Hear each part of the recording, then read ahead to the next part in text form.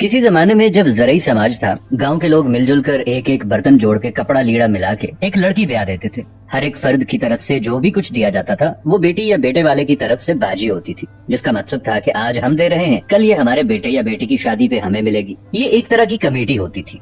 इसके बावजूद कि शादी बाकायदा मनसूबाबंदी के साथ की जाती है, शादी का खाना देना या मेहमानों को दावत खिलाना भी एक समझ में आने वाली बात है। दूसरी तरफ मर्ग है जो कभी पूछ के नहीं आती। आने वाले मेहमानों की तादाद भी मुतय्यन नहीं होती, दिन भी मखसूस नहीं होते। बाज़ औक़ात तो 40-40 दिन तक सोग चलता है और खाने में हम बकरों और मुर्गों का मुतालबा करते हैं। लेकिन सवाल है कि क्या हम पैदा ही खाने के लिए हुए हैं? क्या हम मर्ग पे भी खाने के लिए जाते हैं? इसे तो एक तरफ रखिए और कहते हैं ना कि दुख अपना अगर हमको बताना नहीं आता, तुमको भी तो अंदाजा लगाना नहीं आता।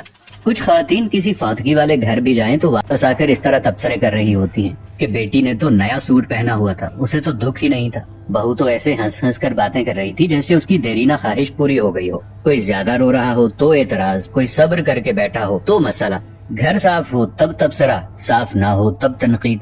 भाई तुम्हें किसने हक दिया है दूसरों को जज करने का? किसी का जूता पहनकर जब तक खुद नहीं चलते तब तक उसके चलने पर एतराज न करें। खुद तो 4 प्लेट बिरयानी तनावल करके डकार भी न मारें और दूसरों पर ताबड़तोड़ हमले। खुदारा रहम करें। कम अज कम सोग में शामिल नहीं हो सकती तो बिला वजह उनकी इज्जत भी न उछालें। ये वक्त सब पर हर घर में आता है और आना है। हमारे मर्द हजरात भी कुछ कम नहीं है। 2 लफ्ज ताजियत के तो ठीक से बोलने नहीं आते और सियासी थिएटर ऐसे सजा के बैठ जाते हैं कि फुतीदगी पर नहीं, इलेक्शन कैंपेन पर आए हों। जिसके सर से बाप का साया उठाए कोई उसकी भी तो दिलजोई करे, उसके गम का मदावा भी तो कोई करे। लेकिन हमें किसी के गम से क्या, हम तो रस्म दिखावा के लिए गए हैं। हमारी बला से कोई मरता है तो मरे। हम तो पूछेंगे कि भाई जी खाने का इंतजाम हो गया ना, कितनी देगे बनवाई हैं? 10 देगें तो कम हैं, बरादरी भी है, महल्लेदारी भी है। वो बेचारा बाप के शौक को भूलकर इस परेशानी में लग जाता है कि कहाँ से कर्ज पकड़ूं, क्योंकि खाना सही न बनाया तो बातें होंगी कि सारी जिंदगी बाप का खाया, मरने पर रोटी भी सही न दे सका। हमें सोचना होगा कि कौन लोग हैं हम। मुसलमान तो दूर, क्या हम इंसान भी हैं? आखिर अशरफुल मखलूकात का ताज पहनकर हैवानियत की सारी हदें उबूर कर जाना कहाँ की इंसानियत है?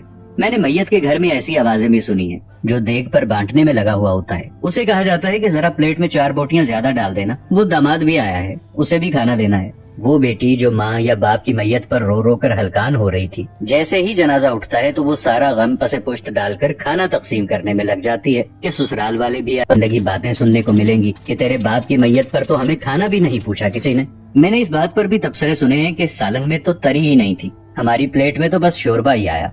हम बहैसियत मुआशरा जालिम बन गए हैं। खुश है जब मैं कहता हूँ कि या अल्लाह मेरा हाल देख, हुक्म होता है कि अपना नामाए अमाल देख।